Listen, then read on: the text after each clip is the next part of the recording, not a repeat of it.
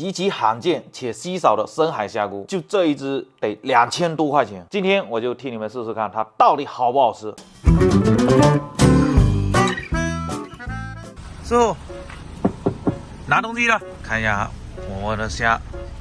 哎呀，还活着，还活着，还活着！还好它这个车有开着空调。哎，这个也是我们的。走，给它倒出来，不会捅一下爆掉吧？哦，真的爆掉了！我去，倒出来，哇塞，火力还是很好的。哇，这个比我预想的要大很多哎，兄弟们。今天这个皮皮虾可厉害了，为了能弄到这个活的，我可是等了2、3年啊，而且是花了重金加运费2600块钱才弄到手。也就是说，这一只皮皮虾得2600块钱，真的好贵啊！希望你们能给我点个赞支持一下。而这2只尸体也不便宜，花了我整整400块钱。这个皮皮虾它的中文正式名叫初次生虾菇，拉丁学名阿巴，属于口足目生虾菇科生虾菇属，零星分布于东海、南海等西太平洋沿岸地区，生活于水深200到500米的泥沙质海。是极其少见的深海虾菇，最早呢，它是和我们之前做过的这个斑蠅虾菇分在一个属，后面呢才被划分到生虾菇属。说实话，这个初次生虾菇还挺漂亮的，体型呢有点像富贵虾，也就是极突猛虾菇，但是呢，它比极突猛虾菇的颜色要艳丽很多，像蒸熟的极突猛虾菇，而且它的价格也比极突猛虾菇贵了10倍。那我们今天这个活的直接就拿来清蒸试试它的味道和口感，而这2只冰冻呢，我们用秘制蒜蓉酱来烤。那我们先去把它给处理一下。我突然发现活的这只是3只里面最小的。清蒸呢，先给它冲洗一下上锅。这个整个过程啊，我手都不敢动。这个被打到的话，我手就废了，跟镰刀一样，非常锋利。这2个黑黑的眼睛滴溜滴溜的，整个造型很萌很可爱，有没有？然后上锅蒸3拿吧，来点生姜，再把这个冰冻的给处理一下。那边放在那里蒸3分钟，焖2分钟啊！我去，这个螯好粗壮哦！比我的小拇指还大，脚给它剪掉。完了，我发现这个冰冻的会翻车啊，因为它拿在手上很轻很轻，感觉都没有肉，见证奇迹啊！完了，真的完全没肉，就这一点肉，兄弟们，这要吃个寂寞了。还好没有异味。哎呀，这只还是母的，你看到没有？红膏一条很粗很大，然后它肚子里面也有一条虾线，虾线有没有区别？哎，这个尾巴怎么这么黑？给它剪掉，整条肉给它去出来了。哎呀，这个黑黑的边给它修掉，这一条烂唧唧的肉，200块钱。这个钳子给它剪下来，单独处理。头这里牙齿、嘴巴给它去掉。哇，这个就是它牙齿，也很锋利啊，很硬啊，钳子太扎手了，给它处理一下，然后剪成一节一节，这里开成2半。哇塞，肉很多哎，这个钳子里面。这只壳有点发黑，就是被氧化掉了。这次给它塞进去看看，肉还能不能吃哦？哇，好烂啊，边边全是黑的，这个黑的全部要给它修掉。这只的鲜度闻着就没有刚才那只好了，全部给它修掉。说实话，这只的鲜度已经不行了，只能勉强可以吃。像这种冰冻过而且还不新鲜的，肯定没有什么鲜甜味。再给它冲洗一下，这个黑黑的给它剥干净。就这品质，也只能用我的秘制蒜酱，看一下能不能拯救一下。今天我们用这个金蒜蓉加强版的原味的，先给我们这亲爱的粉丝上一下底味哦。再来点蚝油，然后给它搅拌均匀，差不多了。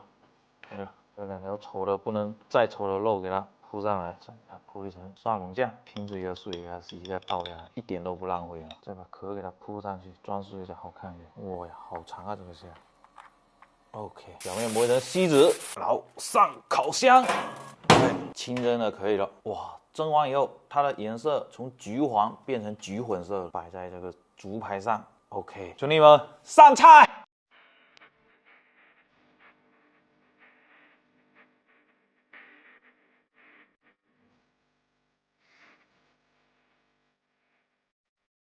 兄弟们，这个东西不咋样，但是我这个蒜蓉搞出来以后，嘎嘎的香。先来杯清酒压压惊。我们先来吃这个清蒸的原汁原味的，这个活的应该不会太差吧？这个虾真的好霸气，它这个尾巴好硬，步步给它剪开来。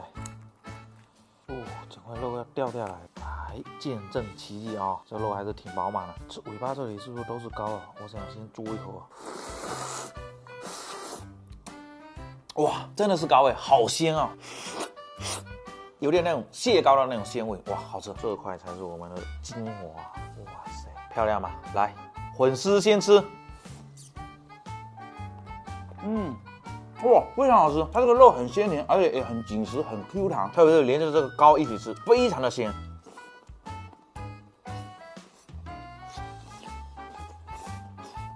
太爽了，太有满足感了，就2600太贵了，不然的话我得多吃几只。主要它的肉很有口感，咬下去很解压，而且汁水也很多。大钳子试一下，这大钳子很有肉啊。哇，这个汁太鲜甜了，看一下这个肉啊，来，哇塞，跟蟹肉般一样，好饱满哦，完整的整块肉，好大。哇，它的钳子的肉跟身上的肉味道完全不一样，口感也不一样。它的味道比身上的肉会更香，但是口感呢没有身上的肉那么爽脆。香味很浓郁，比较有嚼劲。试一下这个冰冻的啊，肉呢？不会化掉了吧？我去，这边呢？我去，我肉呢？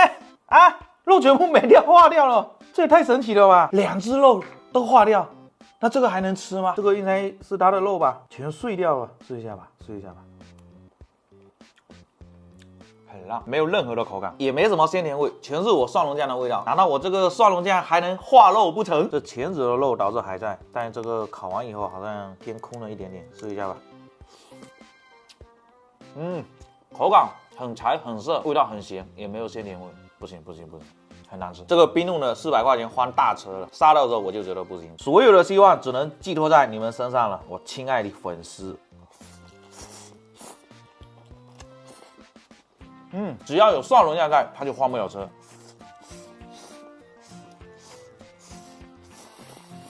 蒜蓉粉丝好吃，跟那个初次生香菇没有任何的关系。再来吧，给它搅拌一下，它这个肉化了还是有点帮助的，会提供一点鲜甜味。哇，这个蒜蓉搞的香是真的香啊！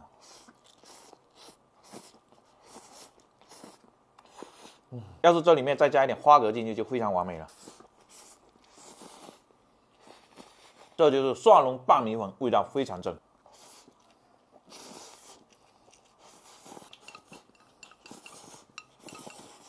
一点蒜蓉都不能浪费。上一堂课说没电了，我们现在做个总结吧。这个初次生虾菇它活的时候是非常好吃的，不管是口感还是味道都不输给富贵家，它的口感会更紧实弹牙。但是呢，一只2600块钱也实在太贵了，性价比真的贼低。重点是这2只冰冻的400块钱的换大车了，煮完以后肉不见了。我猜测应该都是这些粉丝给偷吃了，你们就说承不承认 ？OK， 那我们这期的视频做到这里，记得关注我们，下期再见，拜拜。这个螃蟹大家认识吗？海南人管它叫七星蟹，看着是不是像有毒？国外呢，曾经就有人因为吃这种螃蟹而中毒，但是呢，据说它非常的鲜甜好吃。所以呢，今天我就要冒着生命危险替你们试试看它到底好不好吃哈。Hello， 大家好，我是你们的小哥，欢迎来到本期视频。今天呢，咱们吃螃蟹。昨天呢，蓝鲜国际的老板说，他专门又帮我找了一点非常稀少的螃蟹回来，叫我赶紧过去拿，不然的话就等着过去收拾吧。走，我们先过去看一下。老板，干嘛嘞？螃蟹在哪里啊？螃蟹，这么大2只螃蟹，看不见。哦，这个啊？对啊。这什么螃蟹啊？这七星蟹啊，外面看很少就给你带了几斤出来。是吗？这好吃吗？没毒啊？听说非常好吃。啊，非常美味，真的还是假的？真的，没毒啊，重点是没毒，非常有毒，吃上瘾的那种。这个多少钱一斤啊？对啊，这个好意思算你钱吗？白嫖啊？对啊，不好，影响不好，天天白嫖影响不好。随便你给了，随便我给多少嘛？你要拿回来多少钱嘛？也得算给你。啊，满给100差不多吧。100太少了，天天白嫖不太好，500。啊，你要不多加一点嘛，我也不建议啊。多加一点，这个500、3000的都可以。500可以，3000不行，太贵了。啊，可以，那就随便。就这几只吗？就这么几只了，吃了一大半啊！你再晚一点就没有了。可以，这螃蟹还真的没见过，应该没毒吧？我回去查一下，研究一下。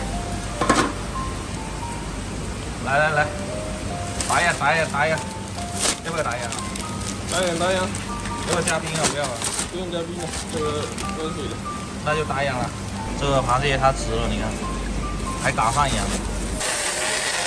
螃蟹拿回来了，今天老板又想叫我白嫖，我没上他的当，果断给他涨价了。你们说我做的对吗？今天这个螃蟹呢，我查了一下资料，它的中文学名叫红斑瓢蟹，海南那边的人呢都叫它七星蟹，因为它身上有这样子7到11个大小不一的红褐色斑点。这个斑点呢还有个典故，据说是海神试图捕获并吃掉它，但却被螃蟹给咬伤了。然后海神呢不停的用血淋淋的手去抓螃蟹，所以呢就在它的甲壳上留下了众多这样子红棕色的斑点。其实实我现在最关心的是海神吃了这个螃蟹以后，它有没有中毒？因为我发现这个螃蟹它居然也含有毒素，看这样子也像是有毒的螃蟹。国外曾经就有人因为吃这个螃蟹而中毒，而且呢，我在网络上还看到了这样的评论：不信邪，结果拉了3天。不过我今天决定冒死替你们尝一尝，因为上次的正直爱杰蟹换生了，结果广东那边居然还有很多人吃，而且还说非常的好吃，我看了都后悔死了。后面的这个德汉劳棉蟹又因为可能含有剧毒，结果也被我给换生了。所以呢，你们肯定在骂我天天换生，还做个锤子美食 UP 主，干脆做个换生 UP 主算了。今天为了保住我这个美食 UP 主的头衔，决定冒死盘它。所以该点赞的点赞，投币的投币，下次一定呢有可能会没机会了。走，我们先去给它洗个澡，处理一下。好家伙，天气太热了，才几分钟时间，你看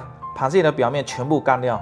然后全变白了，这白白的看起来好脏的样子，不行，我要给它刷洗一下，但是又刷不出东西来，很干净的样子，简单的给它冲洗一下就可以了。哇，把我的刷子给夹住了，夹得好紧啊！我发现这个螃蟹它不对劲啊，这表面确实很脏啊，你看用刀能刮出一层厚厚的灰下来，不行了，我得用钢丝球给它刷一下。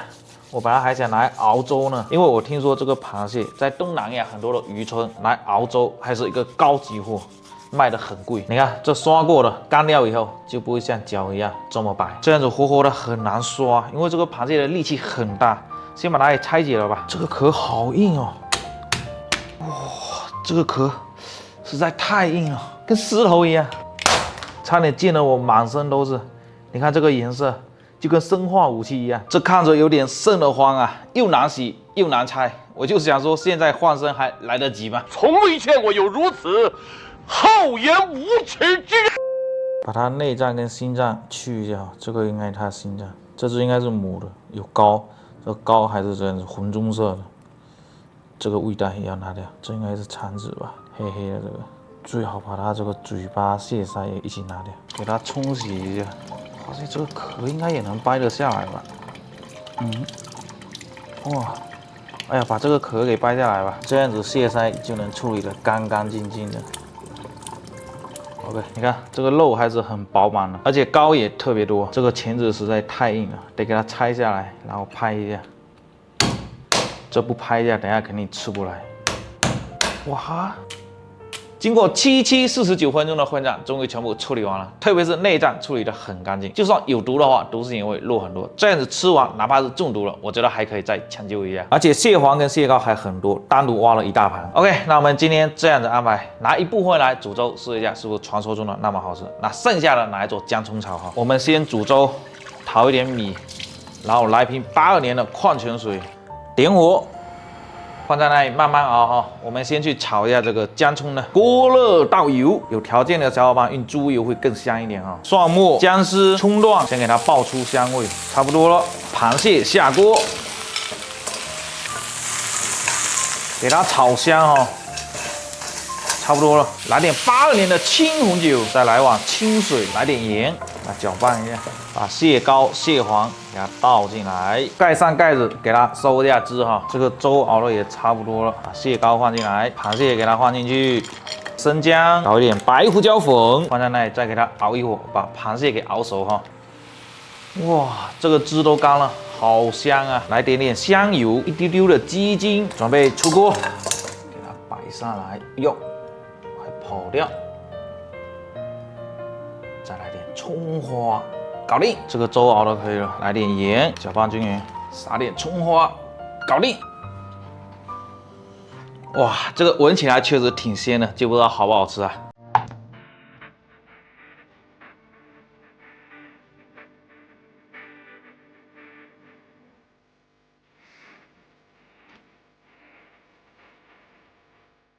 OK， 接下来是见证奇迹的时候了，应该不会享年18岁吧？先来杯82年的清红酒压压惊啊！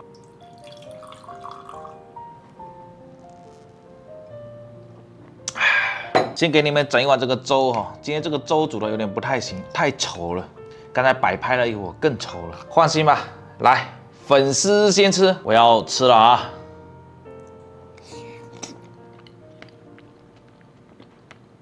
蟹膏的味道很浓郁，但没有想象中那么好喝，很一般。普普通通的。煎味还是有的，可能我对它的期望太高了，所以略微有点失望了，没有达到我的预期。我以为会很鲜甜的那种。试一下这个肉啊，这个壳怎么是那种米黄色的也不懂。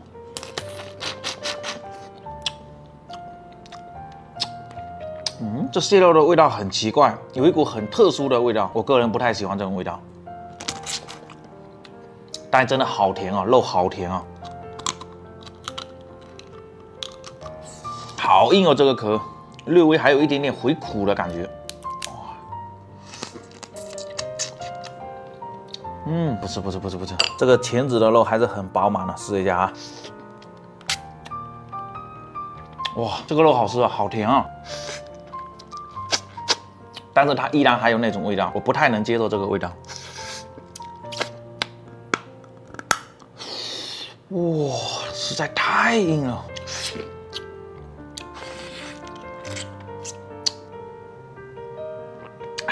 这个粥先不喝了，很一般。试一下这个姜葱炒的啊，先他喵的来个巨大的钳子试一下。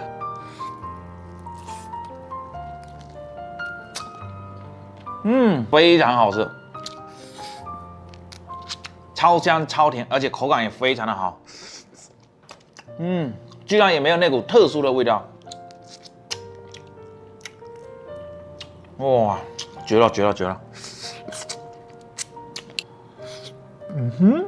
出来了。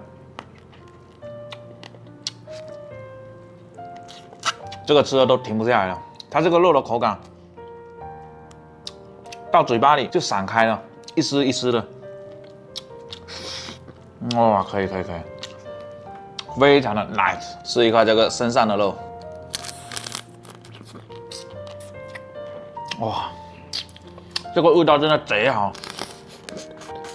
不过它身上的这个壳很脆，很影响口感，不然的话，这个蟹这样子煮真的太好吃了，很甜很香。哇，贼难受，这个壳卡到牙齿的缝里面去了。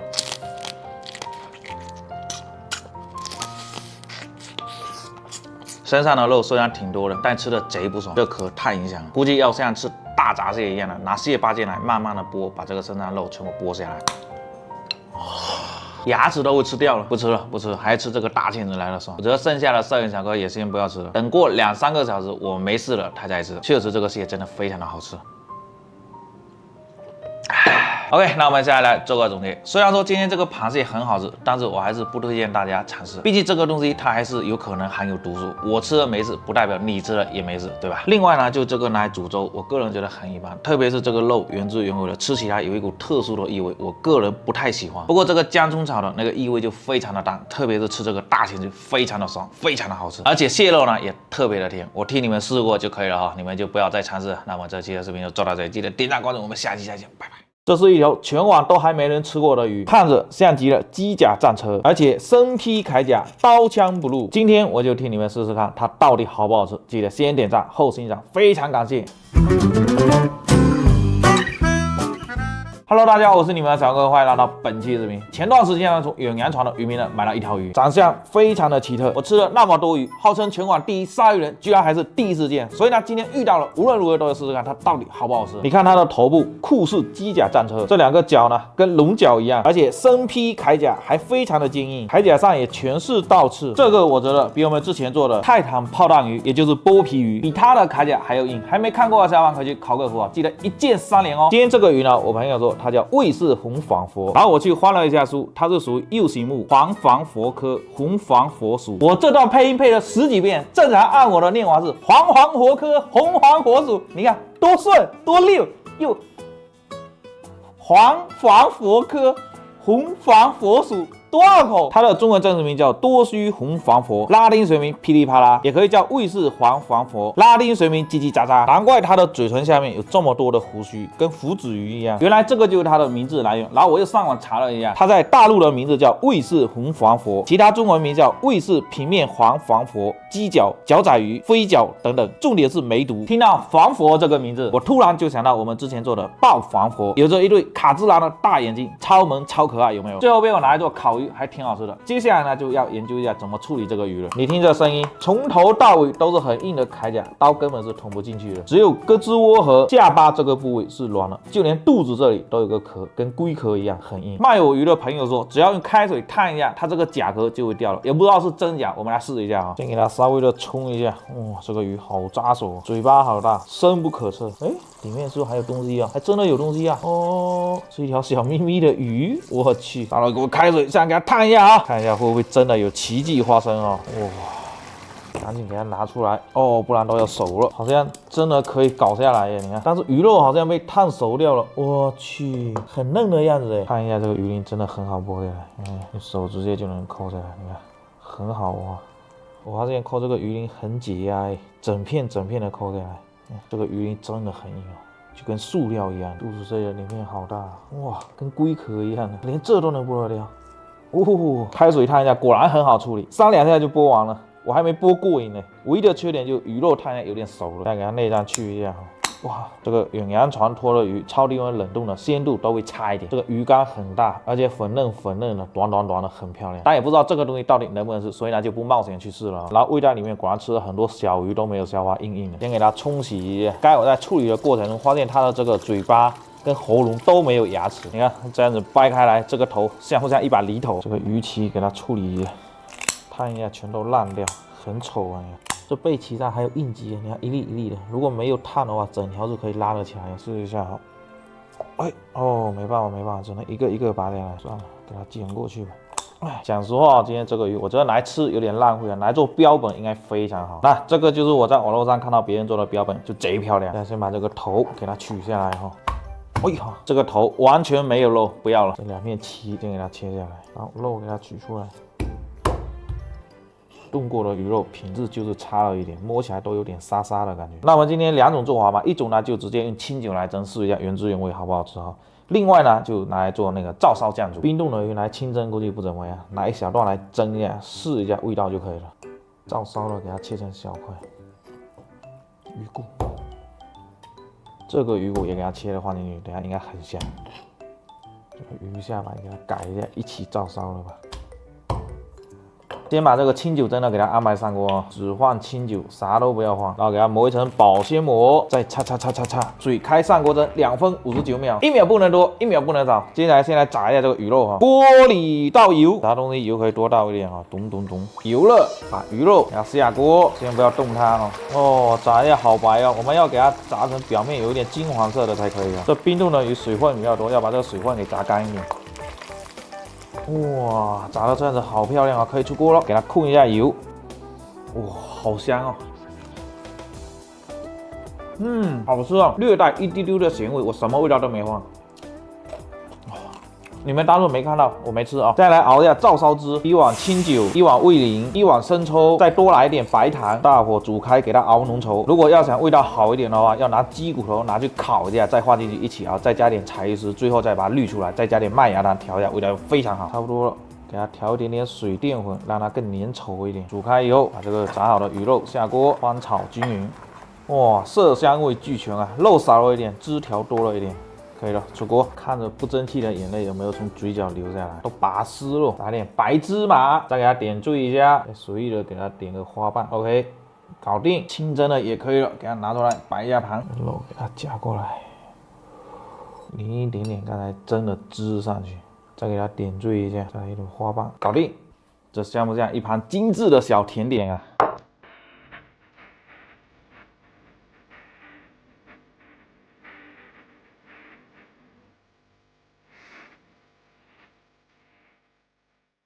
？OK， 又到了激动人心的品尝环节，你们可以蛮猜的，这个清蒸的会不会翻车啊？这个照烧的绝对是翻不了车了。先来杯8年的清酒，压压惊啊！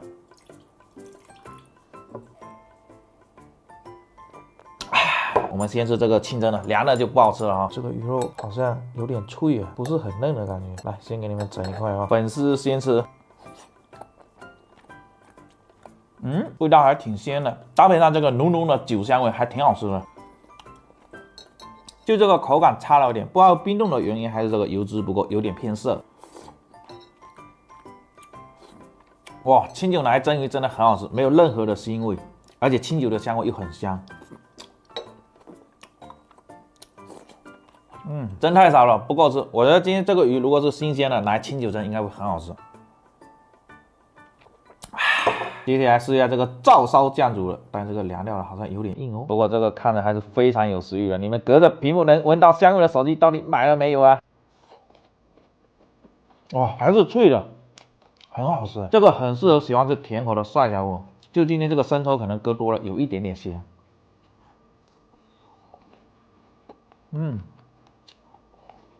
好香啊，还可以炸的不要这么干一点。不过这个来配稀饭或者下酒刚刚好。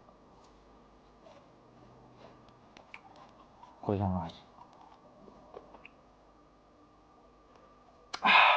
说实话哦，已经不怎么吃得出这条鱼的原本的味道了。但有一说一啊，只要4条鱼这么做，我觉得都不会太差。找一块骨头来啃一下，切那个鱼骨，我觉得鱼骨应该非常的好吃。哇，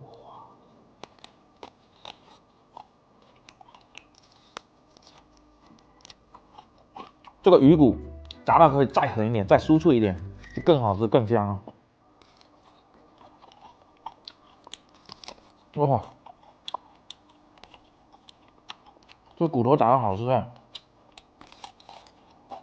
再搞一块，就是下巴啃一下。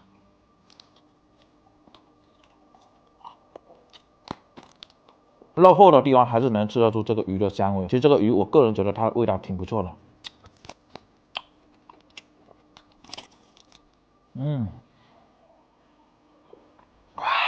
那剩下这个等下让少爷小哥跟98年的程序员品尝一下。我们先来做个总结哈。今天这个鱼是冰冻的，我原本以为这个清蒸的会翻车的，没想到还给了我一个小小的惊喜。另外就是这个照烧酱煮的，不管是什么鱼都可以拿来这么做，你可以拿来炸，也可以拿来烤。烤完以后呢，刷上这个照烧酱就非常的完美了。总之今天这个鱼鲜味跟香味是有的，就油脂少了点。如果有遇到冰鲜的，可以尝试一下。那么这期就准备做到这里，记得点赞关注，我们下一期再见，拜拜。Hello， 大家好，我是你们的小文哥，欢迎来到本期视频。很多小伙伴叫我做一期地上跑的，其实地上跑的咱们已经做过好几期了，就是牛肉系列。今天再给你们整一期地上跑的大货，就是这根西班牙大火腿。火腿的话，咱们在好几个月之前就有做过一期，就是这根宣威火腿，当时是一位粉丝帮忙代购的，这一整根腿才535块钱。而今天这根就厉害了，西班牙伊比利亚顶级名腿5G 黑猪腿，这根就有点小贵了，10280块钱。重点是还没有配架子，5G 的架子一个最便宜也要2000块钱，太坑爹了，所以我没买。又花了250块钱买了一个火腿架，另外还送了一把切火腿的刀。这应该是我做视频以来最贵的一期视频了，成本远超这条蓝鳍金枪鱼，毕竟蓝鳍金枪鱼还卖了一半，回了点血。真的，最近的这几期视频不仅爆肝，还把钱包给爆了。接下来跟大家聊聊这根火腿为何这么贵。首先看这包装还挺上档次的，另外还配了一条很粗的挂猪腿的绳子。不懂的人还以为我背着一把小吉他或者小提琴什么，肯定不会联想到这是一根猪腿。大家都知道西班牙的火腿很出名，而且品牌也很多，其中最好的就是用伊比利亚的黑猪做的火腿，只有使用的是伊比利亚的猪，且血统在50%以上的才可以称为伊比利亚火腿，否则就是塞拉登火腿。所以伊比利亚火腿有按照血统和喂养方式，官方分为黑、红、绿、白4个等级，黑标的是最顶级的猪。咱们今天这根5G 火腿，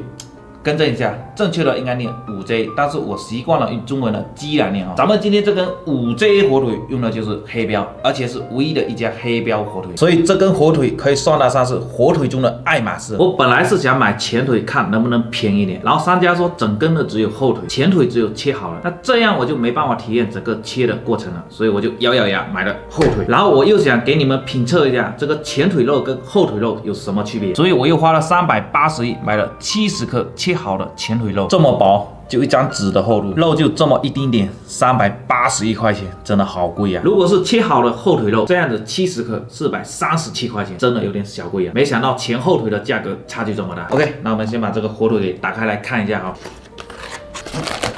哇，好多油啊，有一股很浓烈的火腿的香味。先用吸油纸把这个表面的油给吸一下哈，真的好香啊，闻着不争气的眼泪都要从嘴角流下来了。接下来把这整根的腿放到这个架子上，这个是有要求的，看见这个蹄子没有？这个蹄子是要朝上的。现在要把这个肉给拧紧固定住，终于搞定了。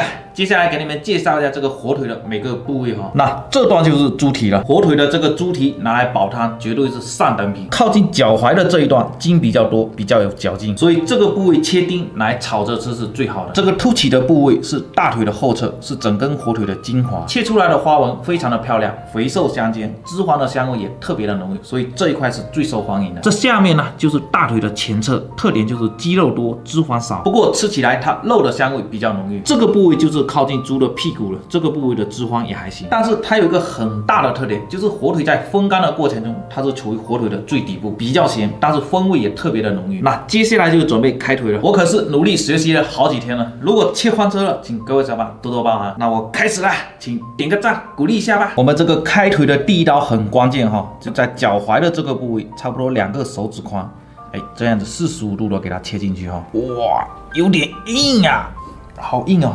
要切到骨头哈，到骨头就可以了。这个是我们的第一刀，第二刀呢，要从这个皮跟脂肪的连接处开始，这样子斜斜的往前切，给它切下来。哦，翻车了，好像切得太斜了。要这样子，果然不是专业的，第二刀就给我切翻车了。这个火腿油脂真的很丰富啊，你看都会爆出来，好香哦，香味非常的浓郁。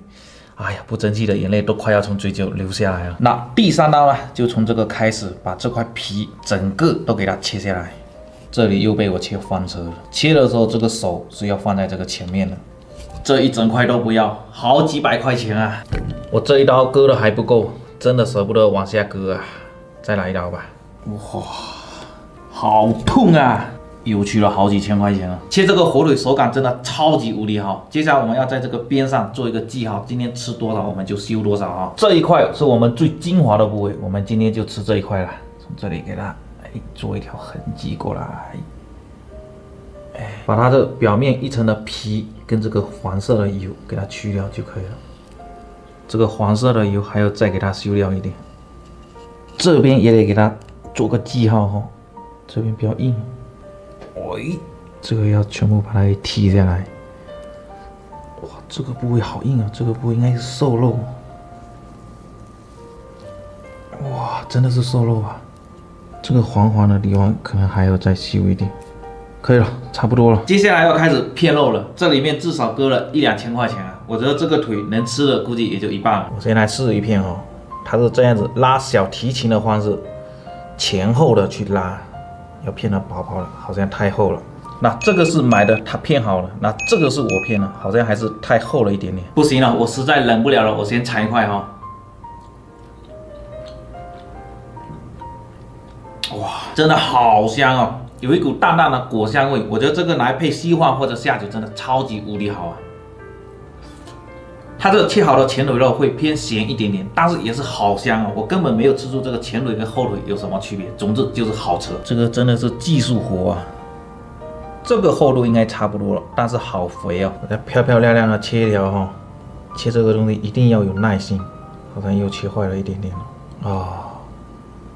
再来，我不甘心啊！我是不是切太薄了？好像还可以哦，这边切的就非常的完美了。这里面够我跟摄影小哥2个人吃了。这个是我现切的，这一盘是我买的切好的前腿肉。那这样子一对比，我这个手工切的很明显，它这个非常的平整。我不知道是技术问题呢，还是它这个是机器切的。刚才我又咨询了一下卖家，他说这整根腿出肉率也就40%到45%，所以我觉得还是买切好的会更合算一点。我们现在就先开始品尝吧。剩下的这个肉，我们一会儿再慢慢的切一点，然后分给邻居朋友哈。剩下的肉先给它盖起来哈，因为防止它放在那里氧化掉。这个都是刚才切下来的油，千万不能扔掉。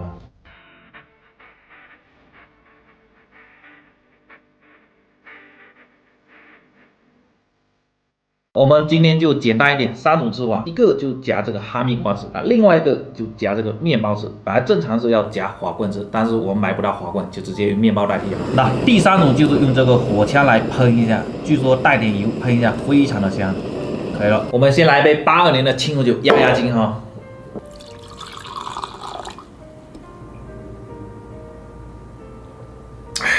这个火腿拿来配庆红酒，绝对是天下无敌啊！先给你们整一块哈，原汁原味的，细细的给你们品一下哈。来，粉丝先吃。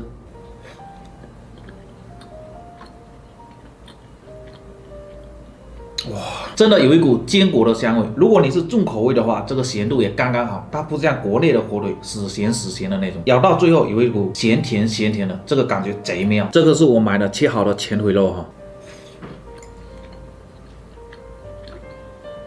哇，真的好香哦，非常的香。在味道上我没有吃出任何的差别，就是这个后腿肉它的口感会更顺滑一点，它的油脂可能比较丰厚一点。那这个就是刚才火枪喷的，一喷油脂就出来了，脂肪就变透明了。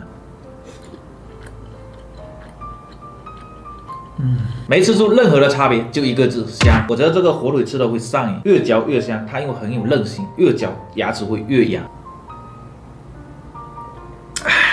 今天这个钱花的值了，它不仅好吃，切火腿的手感也超级的好。试一下夹哈密瓜哈，绝对是美女与野兽的搭配。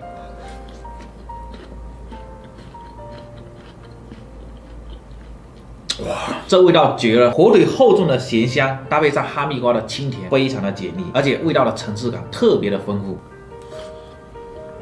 这个吃法随花名的真的太优秀了。这个哈密瓜爽脆的口感跟火腿的嚼劲形成一个鲜明的对比，超赞！试一下搭配这个面包哈。好吃，但是不惊艳。我觉得它还是跟这个哈密瓜是最大的，因为它的面包跟这个火腿都是干的。这个哈密瓜的汁水真的太解腻了，摄影小哥都快看哭了。那剩下的这个跟我们的摄影小哥还有剪辑兄弟一起品尝哈。另外这个腿刚才没切的部分，把它给切成小片，然后分给邻居朋友。OK， 那我们下来做个总结。我觉得这个最大的亮点就是它有一股特殊的坚果的香味，接着就这个咸味做的非常的到位。国内的火腿这样吃就非常的咸，而且它越嚼越香，嚼到最后有一股淡淡的甜味，真的非常的惊艳。如果有机会的小伙伴，强烈建议可以试一下。那我们这期的视频就做到这里，记得3连走一波，我们下一期再见，拜。咱们今天这根五鸡火腿，更正一下，正确的应该念5J，不过我习惯了念5鸡。咱们今天这根五鸡火腿。自己都录笑了，我去。